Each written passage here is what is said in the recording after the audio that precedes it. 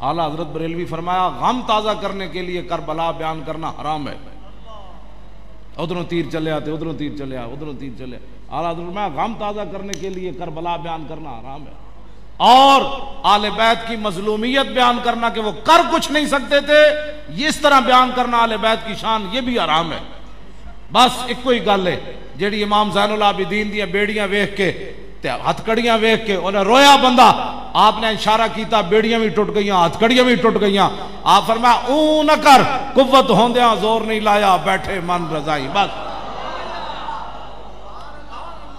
میاں صاحب دا شعر پوری کربلا دا خلاصہ ہے. قوت ہوندیاں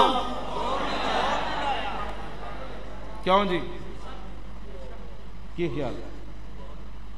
حضرت خواجہ سلطان الہند جدو پرتھوی راج دے تالاب دے کنارے بیٹھے تھے, اتھے بت کھڑا سی ایک بت. آپ نے بت نو فرمایا اے لوٹا بھر لیا.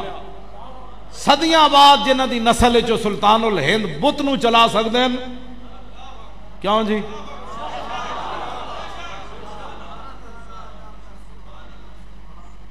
خاک ہو کر خاک میں مل جا, خاک تجھ پر اے فرات. کیوں جی, کیوں جی؟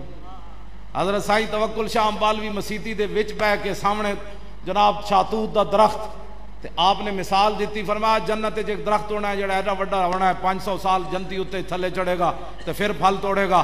انہاں مریداں کیا حضور ہے تے سزا ہوئی؟ آپ نے فرمایا نہیں نہیں, سمجھو جنتی اے بیٹھے آ دروازے تے شاتوت دا درخت مسجد دے باہر. آپ نے فرمایا سمجھو اے جنتی بیٹھے آ درخت ہوئے, جنتی انج اشارہ کرے گا تے پھل ٹوٹ کے اودی گود وچ. آپ نے جدو انج اشارہ کیتا نا تے درخت سائیں صاحب وال مسیتی چل پیا. آپ نے فرمایا ٹھہر ٹھہر اللہ دے بندے, میں تو مسئلہ دس رہا. سائیں توکل شاہ امبالوی سید بھی نہ ہوئے, صرف حضور دی غلامی کردیاں اس مقام تے پہنچے ہوئے جس حسین نو حضور اتنے کھلایا ہوئے. لبیک لبیک یا رسول اللہ, لبیک لبیک لبیک یا رسول اللہ, لبیک